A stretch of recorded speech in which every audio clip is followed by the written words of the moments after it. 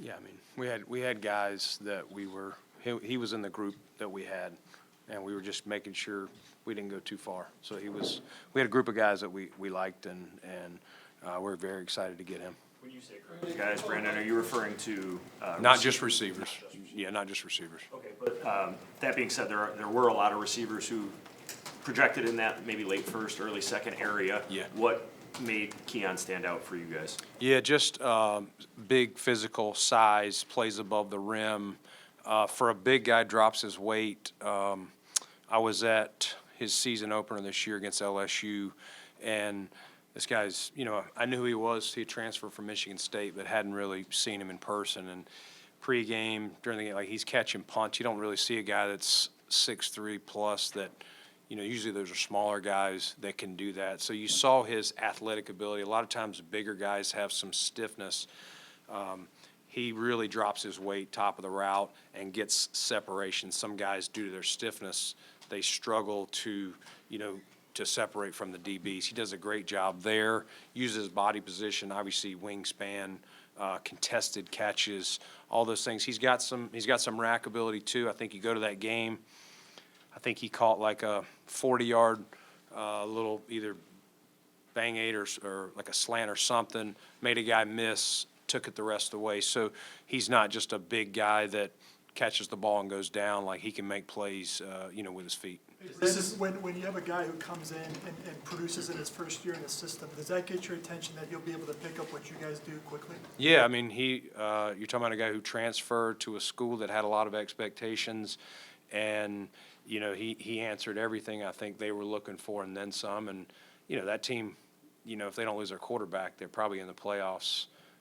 In the final four teams. They unfortunately lost him, and it cost them. But he made a lot of big plays. I know the Clemson game, made an unbelievable catch. I think Syracuse game, he made just an amazing catch. Like, you can see his above-the-rim plays. And, we get some freelance plays with Josh's athletic ability.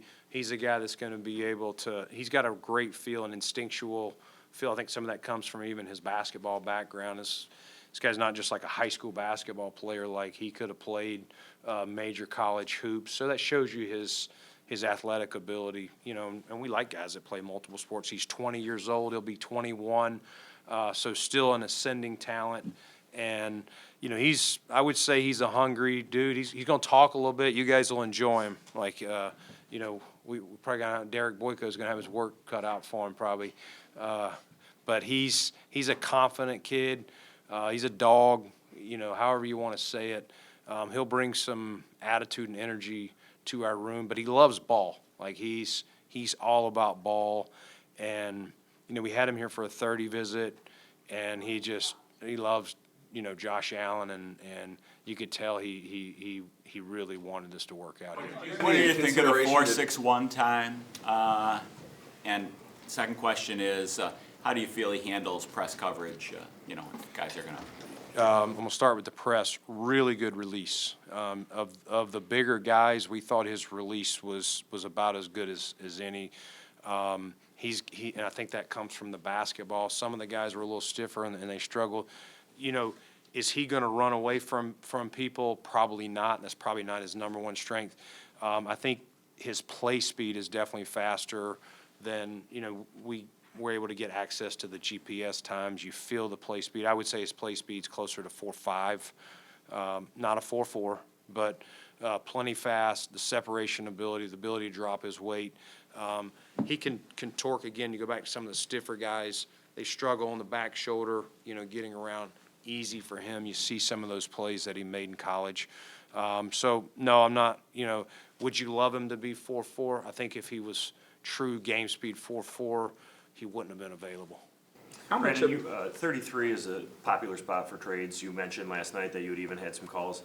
Did anything get close in your mind? Not close. Definitely conversations, but no one. Our board was getting thin, as we went down, and we just didn't want to take a chance. If we could have gone back one or something like that and still, thought we could have got Keon, maybe. I've done that before, but didn't want to chance it at this point. How important was it to get one on the board after your maneuvers yesterday, just to get on the board today? Yeah, it's exciting. You know, everyone in the draft room kind of knew without me saying who we wanted today. You know, they see the board. They don't have to know what's coming next. So it was kind of unspoken.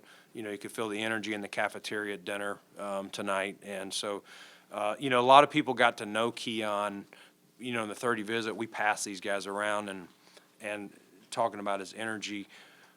When we break draft meetings, a lot of times they're already in there in the calf. We kind of split them up when they're going to talk to us. And he's the first guy you heard. And we had some other receivers in that day. And so he's got a lot of bravado to him, personality, and I think you guys will enjoy him.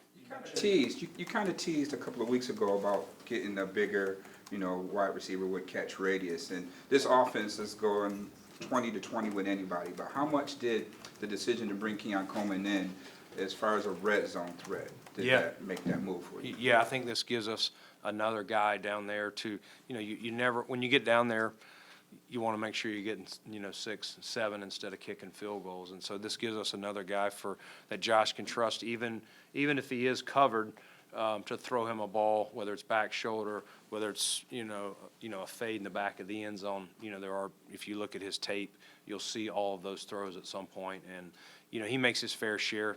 I think there's even a couple he probably would have wanted to make this year that he didn't. But if you look even back to Michigan State, he's a natural, you know, play above the rim basketball type player. You view him just as an outside guy or a guy that's versatile inside and outside? He can actually play some inside. You know, I think position one, you know, I think Joe will probably line him up as just a standard X receiver on the outside. But I do think because of his shiftiness inside, he can get off press in there and, you know, get up the middle, be kind of a big body, you know, if Joe wants to use him like that. What about return man? What about as a return man? He did return punts last year. Yeah, we'll see. He can do it.